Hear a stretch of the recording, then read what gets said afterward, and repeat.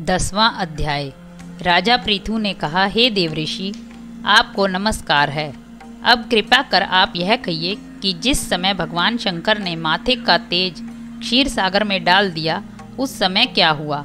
नारद जी ने कहा, हे राजन, जब शंकर जी ने तेज क्षीर सागर में डाल दिया तो वह शीघ्र ही बालक होकर गंगा सागर के संगम पर बैठकर संसार को भय देने वाला रुदन करने लगा। उसके रुदन से समस्त संसार व्याकुल हो उठा। लोकपालों के मन में भी व्याकुलता हुई। अधिक कहने से क्या है, चराचर चलायमान हो गए। शंकर सुवन के रुदन से ब्रह्मांड व्याकुल हो गए। समस्त देवता और ऋषि मुनि व्याकुल होकर लोक पिता ब्रह्मा जी की शरण में गए और सब ने मिलकर ब्रह्मा जी को प्रणाम किया और स्तुति की।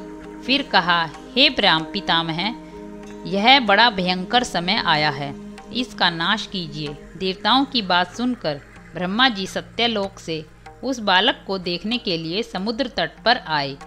समुद्र से ब्रह्मा जी को आता देखकर उन्हें प्रणाम किया और बालक को उठाकर उनकी गोद में दे दिया। तब विस्मित होकर ब्रह्मा जी ने पूछा, यह किसका बालक है? तुम मुझे शीघ्र बताओ। हे सागर, किसका बालक है यह? तुम मुझे शीघ्रता से बताओ। तब समुद्र ने कहा, हे प्रभु, यह तो मैं नहीं जानता, किंतु मुझे इतना अवश्य ज्ञात है कि यह गंगा सागर के संगम पर प्रकट हुआ है। अतः आप इस बालक का जाति कर्म आदि संस्कार कीजिए, इसका जातक फल बताइए। नारद जी कहते हैं कि इधर तो सागर ब्रह्मा जी से ऐसे कह रहा था, उधर सागर पुत्र भी ब्रह्मा जी के गले में हाथ डालकर बार बार उनको आकर्षण कर रहा था। अब तो उसने ब्रह्मा जी का गला जोर से पकड़ा कि वे पीड़ित हो नेत्रों से आंसू डालने लगे। किसी प्रकार उन्होंने अपने दोनों हाथों से जोर लगाकर गला छुड़ाया और सागर से कहा, सुनो, मैं तुम्हारे पुत्र का जातक फल कहता हूँ। मेरी आंखों से जो जल निकला है, इस कारण इसका नाम जालंधर होगा।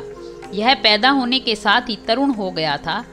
इससे यह सब शास्त्रों का पारंगत, महापराक्रमी, महावीर, जवान और रण दुर्गम तथा सभी दैत्यों का पारंगत और भगवान विष्णु को जीतने वाला होगा। यह कहीं भी नहीं हारेगा। एक भगवान शंकर को छोड़कर सबसे आवस्थ होगा। जहाँ से यह उत्पन्न हुआ है फिर वहीं जाएगा। इसकी पत्नी बड़ी पतिव्रता, सौभाग्यशाली, सर्वांग सुंदरी, परम मनोहर, मृदु भाषिणी तथा शील की सागर होगी। नारद जी ने कहा, हे राजन, सागर से